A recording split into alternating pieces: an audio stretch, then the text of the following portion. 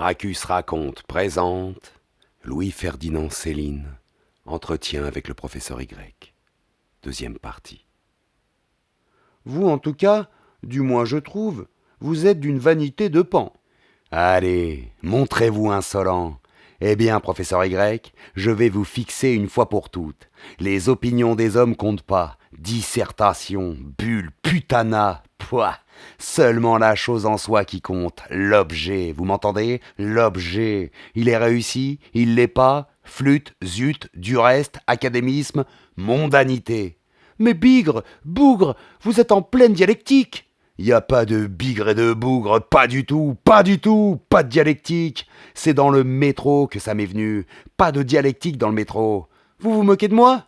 Je me moque pas de vous, professeur Y, mais pour la question d'interview, puisqu'il faut vous parler franchement, j'attendais autre chose de votre part. Qu'est-ce qu'il vous faut? Entretenons-nous de quelque chose d'actuel, qui nous intéresse tous les deux. Parlez-moi de M. Gallimard. Est-il avare comme on le prétend? Je trouve la question indiscrète.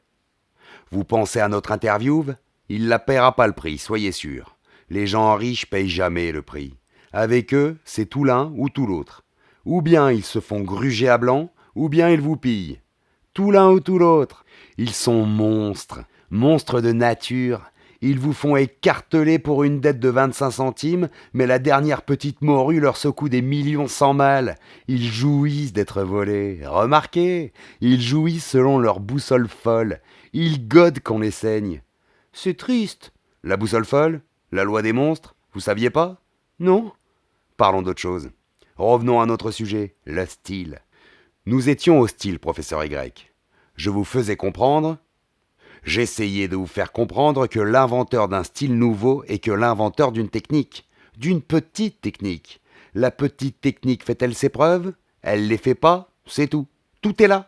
C'est net. Mon truc à moi, c'est les motifs. Le style rendu émotif vaut-il? Fonctionne-t-il? Je dis oui. Cent écrivains l'ont copié, le copie, le trafic, démarque, maquille, goupille, tant et si bien qu'à force, mon truc passera bientôt chromo. Oui, monsieur le professeur, vous verrez, comme si j'y étais, chromo.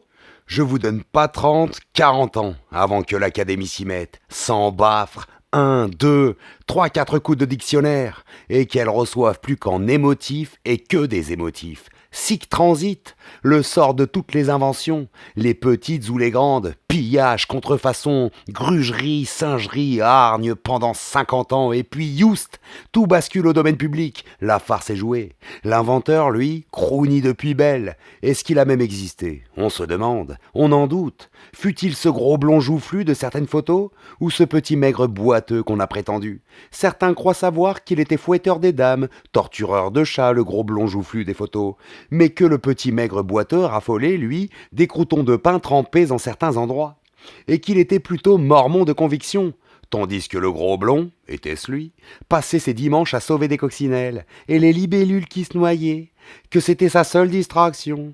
On dit, qu'est-ce que ça vient foutre, je vous demande? La petite invention seule qui compte, kiff en sport, remarquez, le crawl, la brasse, tous les records tombent, le crawl a gagné, la petite invention du crawl. Bon, je vous écoute, mais c'est pas très intéressant. Ah, que vous trouvez?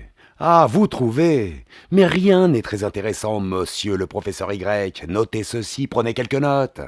Quelle note? Allez-y, que sans les guerres, l'alcool, l'artérielle tension et le cancer, les hommes de notre athée Europe périraient d'ennui.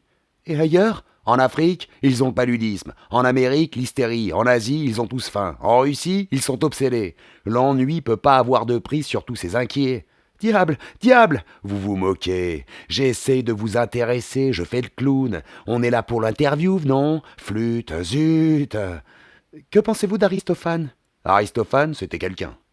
Qu'a-t-il inventé, selon vous? La foudre, les nuées, la rhétorique.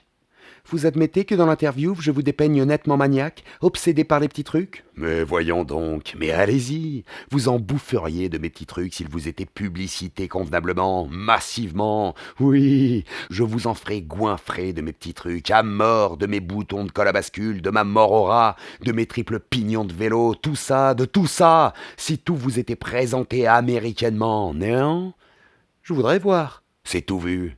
Toutes les bourdes sont avalées, empiffrées, redemandées, du moment qu'elles sont bien poussées, effrontément, massivement. Voltaire l'a dit. Ah, Voltaire? Oui, Voltaire. Et nous sommes en plein dans l'esprit du culot atomique. Nous y sommes. Comment? Toscanini efface Beethoven. Mieux, il est Beethoven. Il prête son génie à Beethoven. Vincabotin recrée Molière, il le retranscripte. Mademoiselle Pustine joue Jeanne d'Arc. Non, elle est Jeanne d'Arc. Jeanne d'Arc a jamais existé. Le rôle existait, voilà. Le rôle attendait Pustine, c'est tout. Vraiment? Oui, vraiment. Retenez, professeur Y, ce que je vous dis. Et je le pense, les carottes sont cuites.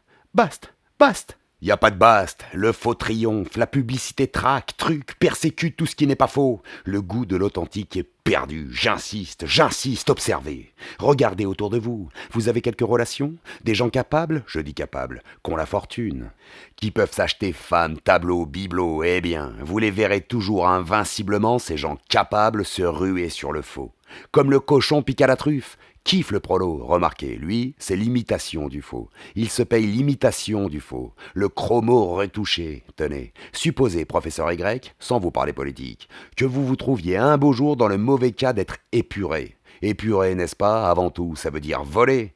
Qu'est-ce qu'on vous volera d'abord? Sur quoi se jetteront vos épurateurs, d'abord? Au premier saccage de votre cher foyer, mais sur toute votre saloperie, pardi, tout ce qui est à peine montrable chez vous, vos bonnes choses, on vous les brûlera. On m'a brûlé 7 manuscrits, moi, 7 manuscrits. L'instinct populaire sera passé, il passera bien chez vous aussi. Je sais ce que je cause, les pilleurs ont des goûts de cochons. Vous rabâchez? Mettons. Mais vous en êtes à combien de lignes, dites-moi? Il compte, ça fait pas Bézef. Il recompte. Pour un interview, faut 100 pages. Au moins. Un peu de verve, professeur Y, je vous prie, émoustillez-vous. Si je le secoue pas, il va s'endormir. Parole. Professeur Y, vous êtes ramolli. Non. Si, un véritable clan-cul. Vous m'insultez. Bien sûr, vous le méritez. Vous voulez pas voir ce qui se passe, ou peut-être vous faites l'innocent. Vous êtes complice bel et bien, parfaitement dans le coup peut-être. Qu'un cynique, hein, un roué. Parlez toujours. Combien de lignes? Il compte. Ça fait toujours pachouillard. Parlons. Je vous parlais de Van Gogh tout à l'heure. Mettons qu'il revienne et qu'il réapparaisse. Qu'il se représente avec ses toiles. Il se ferait exactement traiter de la même façon qu'autrefois. Balancé en poisson pourri. Il aurait pas plus d'amateurs. Il ferait pas 100 sous à la salle. On y apprendrait à se foutre du monde, à se prendre pour Van Gogh. Il faudrait vite qu'il se resuicide. Mozart, tenez, professeur Y. Parlons plus de peinture, parlons de musique. Vous en êtes à combien de pages? Il compte. Vous vous trouvez drôle? Il me questionne. Non, pas tellement. Vous vous trouvez spirituel? Ah, pas du tout. Et vous trouvez très amusant, décidément, de m'appeler professeur? Non. Mais on m'avait dit... Paulan m'avait dit... Mais c'est stupide, voyons. Absolument faux. Vraiment, voilà une plaisanterie. Je m'appelle colonel Reseda. Pas du tout professeur Y. Grotesque. Ah, colonel Reseda. Pourquoi? Je vis clandestin. Clandestin? Oui, je me camoufle. Il le faut. Chut, vous voyez pas que les gens nous regardent? Que tous ces gens autour de nous épient, nous écoutent? Chut. Non, je voyais pas, vraiment pas. Je voyais juste 2 malheureux là-bas, plus loin. 4 bancs plus loin. Il était hanté, l'Ostrogo. Qu'importe, tant pis. Crotte, je l'avais comme intervieweur. J'étais loti. Qu'il serait le perruquier des Zouaves, je pensais. Ce turf d'en trouver un autre, peut-être encore plus imbécile. Je vais parler fort, colonel. Je vais vous parler intimement. Mais alors faites très attention. Je vais vous confier en pleine confiance des vérités très essentielles. Soit, je vous écoute. Je vais vous révéler quelque chose. Écoutez-moi bien, colonel. La vérité essentielle de ce monde actuel, c'est qu'il est paranoïaque. Oui, paranoïaque. Il a la folie présomptueuse. Oui, colonel, oui. Vous qui êtes de l'armée, colonel, vous trouverez plus un 2e classe dans tout l'effectif, plus que des généraux, vous trouverez plus un garde-barrière dans tout le chemin de fer, plus que des ingénieurs en chef. Ingénieur en chef aiguilleur, ingénieur en chef porte-bagages. Oui, c'est exact. Prenez le théâtre. Je vous prends le théâtre, par exemple. Pas une demoiselle des labours qui descendant toute fraîche du train, beurre et œufs, innée, après 3 leçons chez Brichanski, passage Élysée des Beaux-Arts, ne se trouve vachement résolue. Chanson, danse, diction, à foutre tout le répertoire en l'air. Pas raisonné, c'est ainsi.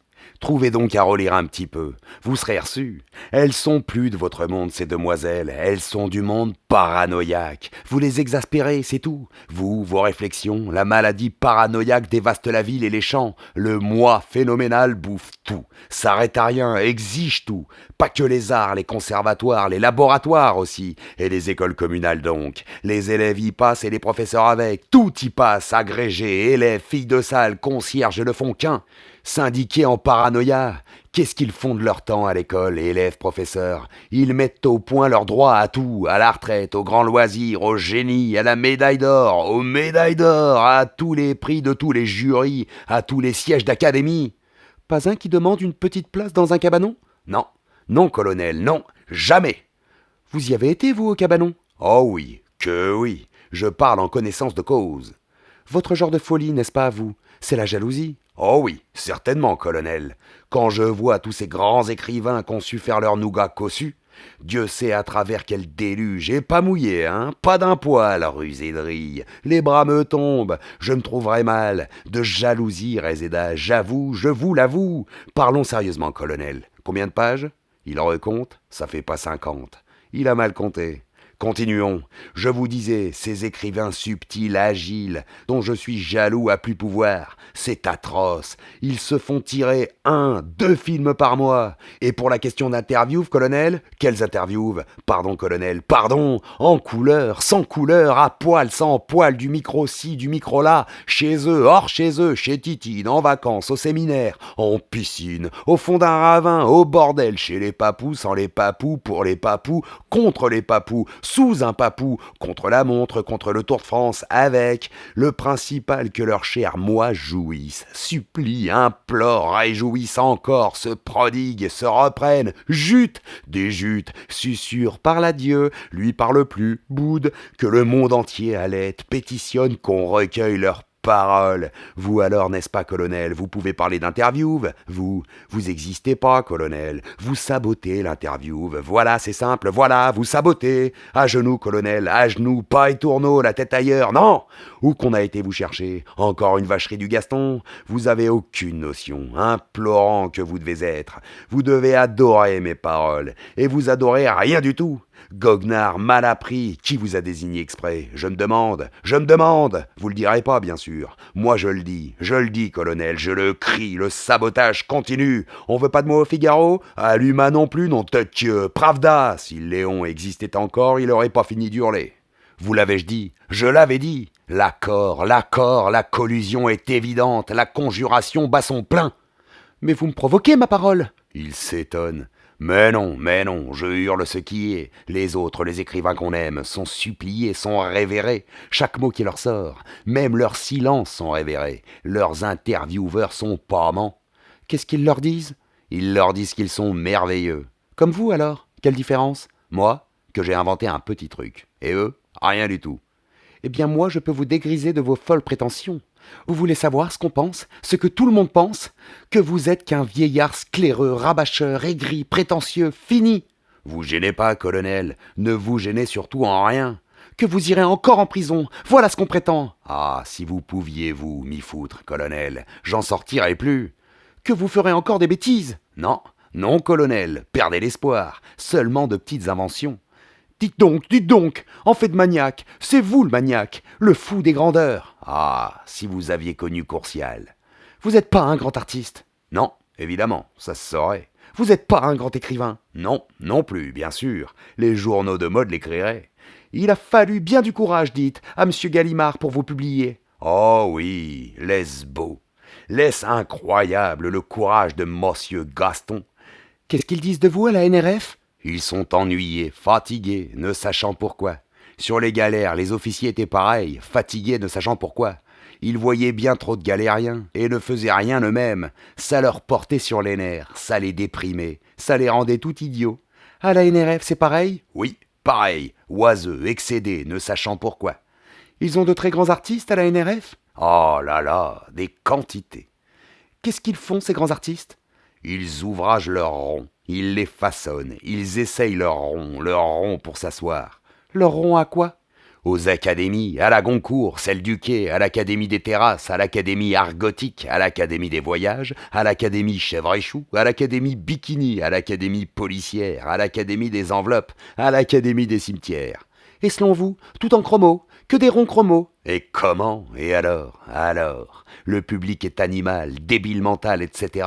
Mais pour la question de l'instinct, vous le tromperez jamais d'un micron, d'un quart de micron de son ronron conforme et chromo. Un dixième de ton de plus, ou moins, le public vous agrafe, déchire, chromo ou la mort. Voilà comme il est, l'éternelle beauté ou la mort. Tel est le public. Ainsi furent conformés, adulés, médaillés d'or, célébrés et le sont encore, réincarnés sous d'autres noms, Rosa Bonheur, Cherbulier, J.P. Lawrence, Grévin, Dély, Pont-Alexandre, Montéus, Lançon, Rosette énorme. Allez pas vous gourer non plus sur les soi-disant révoltés, engagés, fracasseurs inouïs. Tonnerre nouveautiste, pastis, colonel, pastis, néo-Grévin.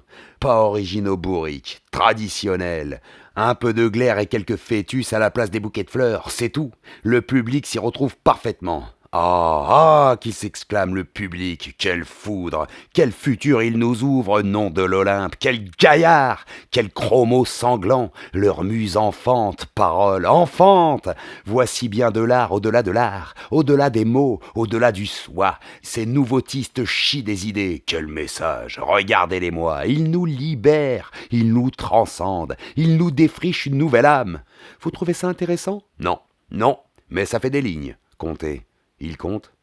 Ah, c'est pas mal, c'est mieux. Continuons. Quelques exemples de nouveaux génies. Il a refoulé sa grand-mère, il a découpé son grand-père.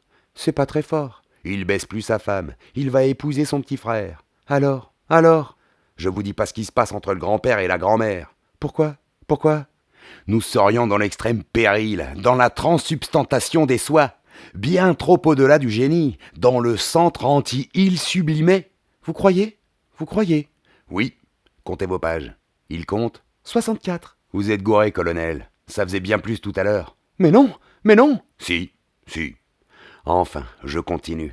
Le chromo en ébullition, le grand moment est arrivé. Les mondains, entre deux vacances, 4 week-ends, 3 prises de tension, 2 rendez-vous chez leur notaire, 3 bonnes visites à leur banquier, un saut aux arts ménagers, se sentent saisis d'un je ne sais quoi, tout à fait nouveau, une sorte d'inquiétude. Avez-vous vu, vous avez vu, ma chère, c'est mystique? Qu'est-ce que c'est? Qu'avez-vous vu? Vous avez vu cette grand-mère? Elle vaut 17 millions, ma chère, et elle a 4 sexes sur le front, pas 5. Je disais hier 5, c'est 4. Jamais Porticio n'a fait mieux. Porticio qui? Porticio le Fuégien? Celui qui ne peint qu'à l'uranium? Précisément, eh bien, pour 6 millions de plus, il lui met un oui dans la bouche. À sa grand-mère? Oui. Et violé, il l'a juré. Non? Si. Vous en voulez maintenant aux peintres? Pas qu'aux écrivains? C'est vrai que vous êtes hargneux, raté, en tout et pour tout. Et la musique? Qu'est-ce qu'elle vous dit, la musique? La musique classique? Chevaux de bois. La musique moderne, haineuse. Toute la haine des jaunes et des noirs contre la musique des blancs. Ils leur cassent, qu'on casse leur musique. Et ils font bien. Et ils leur casseront tout. Ça sera pain béni. Attention, parlez pas si fort, on nous écoute. Vous êtes obsédé, colonel. Parlons d'autre chose. Puisque c'est ça, de quoi voulez-vous? Des roulements à billes? Des boutons de colle? Encore? Vous faites maintenant combien de pages? 72. De l'Académie, j'aimerais mieux. Ils ont rien inventé à l'Académie. Blablater qu'ils doivent, bellement. Il y en a qu'un de cocasse là-dedans, c'est Mauriac. Je l'ai vu en menthe religieuse, ou plutôt les menthes en lui. Elles se donnaient un bal masqué, c'était un cauchemar. Elles imitaient tout le Mauriac, et elles le faisaient parfaitement. Elles processionnaient en Mauriac. Elles allaient chercher leur Nobel. Je l'ai vu, moi, rue Le Pic, le Mauriac. Il m'est resté dans l'esprit. Il faisait menthe, exactement. Pas de front du tout, des gestes d'insecte. Fernandez me l'avait amené. C'est François Mauriac. Je voulais pas le croire. Mélie, il a pas de front du tout. On l'a opéré? Non, Fernandez le connaissait bien. C'est de naissance alors, microcéphale. Sûrement il n'avait pas de lobes frontaux. Fernandez, qu'il connaissait bien, me demandait ce qu'il pensait de sa voix. Un cancer, tu crois? Il l'avait rauque. Pensez que ça l'a aidé à l'académie pour être reçu? Il en a plus que pour 2-3 mois. C'est magique. Et vous inventez quelque chose en brocardant l'académie? Non, certes. Depuis Richelieu, pensez, comme très frelaté rigolade. Mais vous aussi vous êtes usé. Je vous le dis, il y a des gens académiciens qui sont moins gâteux. Vous avez sans doute raison, colonel Machin. Mais ça nous fait combien de pages, dites? Je recompte.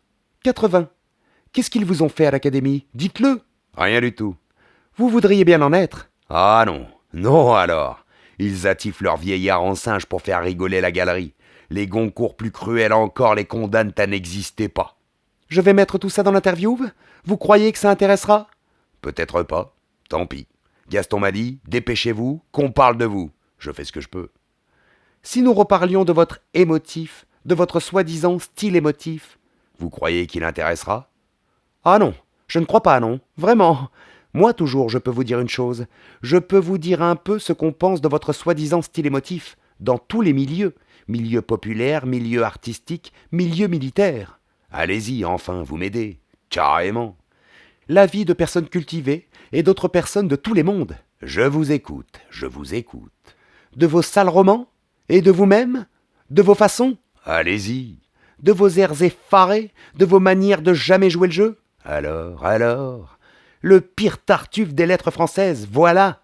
Ah, j'attendais mieux de vous, colonel. On m'a déjà dit tout ça, 10 fois, 100 fois, en termes joliment plus vifs, vitrioliques. Vous êtes plat. Vraiment. J'ai tout entendu. Et dans l'admirable? Voyons un peu l'admirable. On vous a rien dit d'admirable? Vous avez rien fait d'admirable? Oh si, colonel, oh que si. Je vois, colonel Raezeda, que vous commencez à me comprendre, à saisir le ton. Bravo. Vous croyez pas si bien dire. J'ai été maintes fois admirable. La dernière fois devant Gibraltar. Attendez, je vous suis. Un instant. Là, mon calepin, mon crayon. Combien de pages? 90. Alors, Gibraltar. Comment Gibraltar? Oui, Gibraltar, colonel. Devant Gibraltar. Nous coulâmes un petit Anglais, l'aviso Kingston Cornelian. Nous lui passâmes par le milieu. Nous le fîmes couler corps et bien. Nous à 22 nœuds, pensez, 110 tonnes. Il n'a pas fait ouf. On était gros, il était petit. Il n'a pas eu le temps. Eh bien. Y a pas des biens. Médecin maritime du Sheila, splendide unité, colonel, le Sheila. Tout armé, proue en poupe, nous le découpâmes par le milieu, cet effronté. Toutes ces grenades firent explosion. Il nous déchira sur 16 mètres de coque de longueur, mais lui, comme trou dans l'eau, pardon, corps et bien. C'est pas Trafalgar tous les jours. Ils ont eu beau nous faire passer en conseil de guerre maritime. Trop tard. Nous filions nos 22 nœuds, colonel. Parlez pas si fort, pas si fort. Il me chuchote. Vous avez eu des témoins? Plutôt. Et comment? Vous pouvez le dire. Ça se passait à 11 heures du soir. Une encablée de la forteresse. Au moins 100 projecteurs sur nous. Toute la forteresse. Il faisait plus clair qu'à Épinay. Épinay, le studio. C'est malin. Une véritable prise de vue. Et vous vous vantez? Il prenait plus de notes. Non, je me vante pas. Mais c'est ainsi. C'est ainsi que 6 ans plus tard, je fis 2 ans de réclusion à la prison de Vansterfengstel, pavillon K, Copenhague, Danemark, aux Danois condamnés à mort. C'est pas volé? Non, Larbin, non, bien sûr, évidemment. Ils m'ont fait encore 5 ans sur les bords de la Baltique dans de petites cahutes très spéciales, par 20-25 degrés au-dessous, et à mes frais, à mes frais. Pourquoi? Ils savaient pas, pour le principe. Ils sont comme ça, les Danois? Oui, mais ils le disent pas aux touristes. Les touristes s'aperçoivent pas? Non, ils se font éberluer, ça suffit. Y a pas plus con que les touristes. Ils partent tout gens foutre prétentieux, ils reviennent encore plus gens foutre et plus prétentieux. Tout sous de boniment d'agence. De quoi ils leur parlent, les Danois? D'Andersen, Hamlet, Kriegard. Qu'est-ce qu'ils ont encore, selon vous? Damp, Jacob Jacobsen, leur espèce de Mirabeau, qu'ils ont condamné à mort, et puis 20 ans au Newf. Ils parlent jamais de ce Damp? Non, jamais. Vous lui trouverez pas un sentier, la moindre rue, la moindre plaque. Vous avez dit, je crois, quelque part, qu'on tuait très bien les prisonniers en prison danoise. Et comment? Vous avez des preuves? Et comment? Mais c'est pas par là du tout qu'ils diffèrent des autres peuples. Oh non. On tue normalement, rituellement, dans toutes les prisons du monde. Ça le fout à rire. Et vers quelle heure, je vous prie? Vers 11h minuit, colonel. Vous êtes renseigné? Oh oui, très précisément. Pipsel, ça s'appelle là-bas. 12-13, colonel. Les cellules 12-13, caoutchoutées, retenez. On ne le montre pas aux touristes. Parlons d'autre chose, on nous écoute. Parlons un peu de votre technique. Il reprend ses notes, s'alias. Il est excédé, je vois. Votre technique, oui, votre invention. Vous y tenez à votre invention, hein? C'est votre jeu partout, votre invention, la belle astuce, le jeu perpétuel. Les autres sont un peu plus modestes. Ah, colonel, oh, colonel. Moi, la modestie en personne. Mon jeu est pas osé du tout. Je le présente qu'avec un soin, mille prudences. Je le recouvre toujours entièrement, très précautionneusement de merde. C'est joli, vous pouvez être fier. À quoi vous sert alors ce jeu complètement fétide? La loi du genre. Pas de lyrisme sans jeu, colonel. Notez, je vous prie, colonel. La loi du lyrisme. Sacrée loi. Vous pouvez le dire, le moi coûte énormément cher, l'outil le plus coûteux qui soit, surtout rigolo. Le jeu ne ménage pas son homme, surtout lyrique drôle. Et pourquoi donc? Prenez note, prenez encore note, vous relirez tout ça plus tard. Il faut être plus qu'un petit peu mort pour être vraiment rigolo. Voilà, il faut qu'on vous ait détaché. Voyez ça. C'est tout vu. Et les autres alors, les autres? Ils trichent. Ils font semblant d'être détachés. Ils le sont pas. Oh, pas du tout. Jouisseurs, porcs aux mantes religieuses, pharisiens profiteurs de tout. Jeu à la merde et détaché. C'est la formule, si je comprends bien. Elle est pas gratuite, colonel. Ah non, pas gratuite. Vous méprenez pas. Elle a l'air seulement. Ce qu'elle coûte, il faut payer. Eh bien, vous savez comme est fait? Allez, colonel, allez-y. Votre cher nombril centre du monde, votre insupportable moi perpétuel, embête joliment votre lecteur. Voilà qui est carrément dit. Mais cher colonel Reseda, vous me faites rougir. Oui, je rougis pour vous.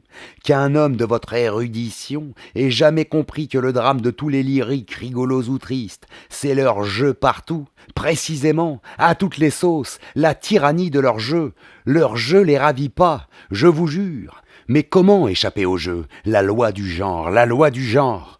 Pourquoi? Il inscrit. Vraiment, il écrit. Tenez, colonel, je prends vous. Vous prenez pas de bain de mer en haute forme et habit de gala, non? Hein? Quel rapport? Le lyrisme et la mer, quel rapport? Je vais pas tout vous expliquer, colonel. Il me faudrait des heures. C'est cochon? Oui et non. Faut pas faire joujou sur le bord. Quelle histoire? Je vous précise. Si vous êtes artiste à salon, pour patronage, pour cellule, pour ambassade, pour cinéma, vous vous présentez comment? En habit, pardi, en bel uniforme, c'est entendu, en chromo, il le faut. Mais si vous êtes côté lyrique, né lyrique, réellement lyrique, alors ça va plus. Il y a plus de costume pour votre nature. Nerfs à vif qu'il faut vous lancer, vous présenter, vos nerfs à vif, les vôtres, pas les nerfs d'autrui. Oh là, non, bien les vôtres, plus qu'à poil, à vif, plus que tout nu, et tout votre jeu en avant, hardi, pas de tricherie. Je note. Oui, colonel, l'indécence, l'exhibitionnisme, c'est du propre. Oh, c'est la fin du cabotin.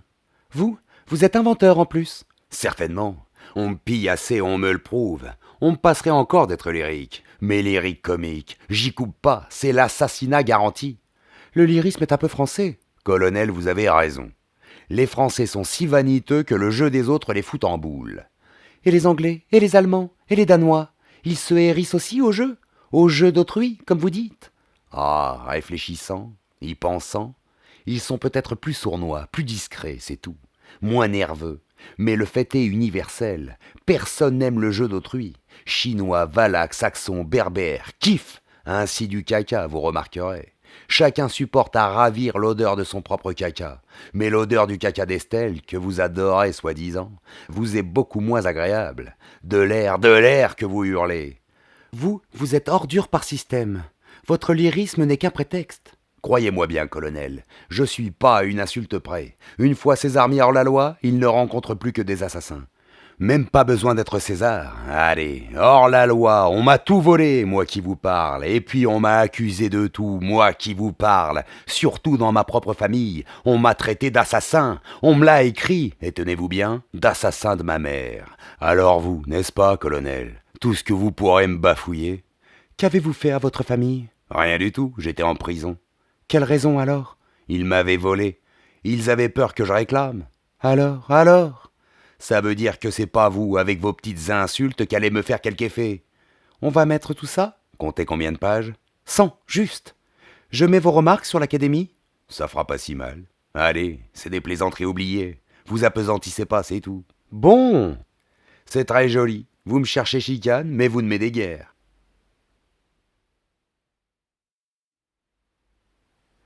C'était Gracchus raconte, lisant du Céline.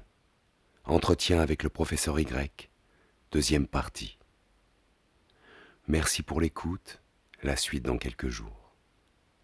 Pose un pouce, partage ou laisse un commentaire, ce serait fort apprécié.